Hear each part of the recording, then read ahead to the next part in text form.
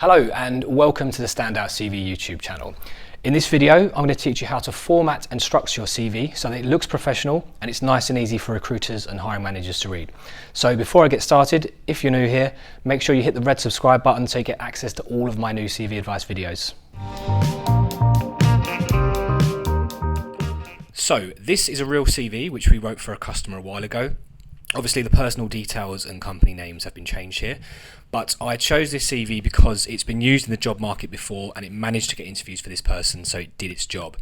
Now, as you can see, it's an administrator CV, but you can apply this format to any profession, any industry, because the goal is always the same. For the CV to look professional and to provide a pleasant reading experience, and there's no need to overcomplicate that.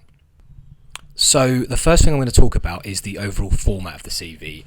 You'll notice it's a very simple format written in good old Microsoft Word. There are no wacky design features, no photographs, no logos, and that's because those things will never have any effect on a hiring decision, so they're a total waste of space. From a design and aesthetics point of view, you just need to keep it really simple by using a clear font and a simple colour scheme. So black and white like this one tends to work the best. Now, some people may think that's a bit boring, but believe me when I say this makes it much easier for recruiters and hiring managers to read than an elaborate CV which is congested with lots of unnecessary design features. In terms of CV length, you should be aiming for around 2 pages of A4. That just gives you enough to be able to prove that you're a good candidate without going on for so long that it bores people. If you spill onto the third page a bit, it's not the end of the world, but if you start going onto a fourth, then it's very unlikely that anybody is going to read that far. It's just the attention spans you're dealing with in today's job market. One really important thing that you need to do with your CV is to make sure that it's easy for people to skim read. So when most recruiters or hiring managers open up a CV, what they'll tend to do is skim through it and try to pick out a few key points that they're looking for. So you need to accommodate for that and make sure that the key information is easy to find. In order to do this, you should head all of your major CV sections like this one with a big bold heading, and you should even, if you can, add a border underneath that. So if you want to do that, just click on the Home tab and then go over to this icon here and add a bottom border.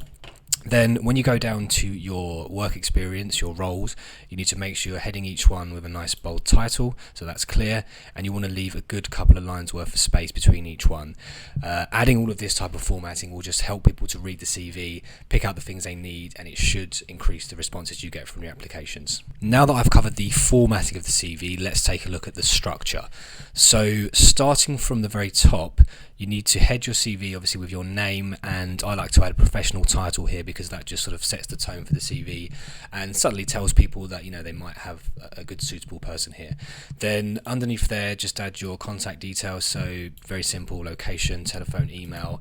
Don't go overboard adding your full address and date of birth and things like that because they're just not necessary at this stage of the application. So the first proper content part of your CV is this part here, the profile or personal statement as it's sometimes called, and this is basically an introductory paragraph, and its aim is to hook people's attention when they first open up the CV and ensure they sort of are encouraged to read the rest of it. Now, I'm not going to go into a huge amount of detail about what to write here because I have another video that's dedicated to writing CV profiles, but what I will say is you need to summarize your skills and knowledge and tailor it towards the roles you're applying for. Underneath your profile, it's good to add a core skills section like this. So basically what this is a bullet pointed list of your most valuable skills that relate to the jobs you're applying for. And the effect it has is that it creates a snapshot of these in-demand skills which kind of jump off the page at readers. And if you tailor them properly to the jobs you're applying for, as soon as someone opens up their CV, they're straight away going to see those and they're going to think, right, it looks like we've got a good match here. So it's very simple but very effective. Now let's move on to role descriptions. Again, the idea here is just to make it really easy for readers to digest the information on the page. So start the roles with an outline which provides a nice overview of the job and who you work for, and then detail the responsibilities of the role in short, sharp bullet points so they're nice and easy to skim through, and then round the role up with some key achievements of anything you've done that's had a big impact on the employer. As we scroll down the CV, you'll notice that these roles get shorter, and that's simply because recruiters will be most interested in your recent work because that's the best way to gauge your current capabilities. So that's why your current or most recent role needs to be really big and have lots of detail, and as they scroll down the CV they'll tend to become less interested in the older roles, so you can shorten them down. And if you've got lots of roles, you can just have sort of one-line summaries for the very, very old ones. Once you've finished listing your work experience, then you need to add your education and qualifications near to the bottom of the CV. So for experienced candidates, you just want to keep this very, very light. I mean, there should be mentions of your education at the top of the CV in the profile and core skills if they're relevant to the roles you're applying for. But the full list of your education should actually be at the bottom of the CV.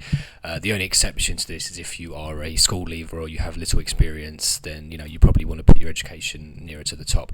But for most experienced people, this is the best format to use. Now, you'll notice there are no hobbies and interests on this CV, no hobbies section, and that's because 99 times out of 100 your hobbies and interests will not have any effect on a hiring decision unless you have a hobby that is very, very related closely to the roles you're applying for, or perhaps if you've done some really amazing stuff like running marathons, climbing mountains.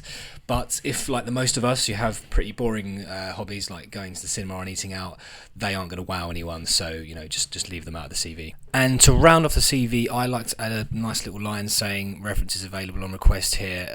That's not essential, you don't have to do that. I personally just think it looks nice, but if you're running out of space, you don't have to do that. So that brings me near to the end of this video. So before I wrap things up, if you have any questions, just ask them in the comments below. I do read them and I do reply to them as soon as I can. So thanks very much for watching. If you found the video helpful, please hit the like button and don't forget to subscribe to the channel, and best of luck with your job search.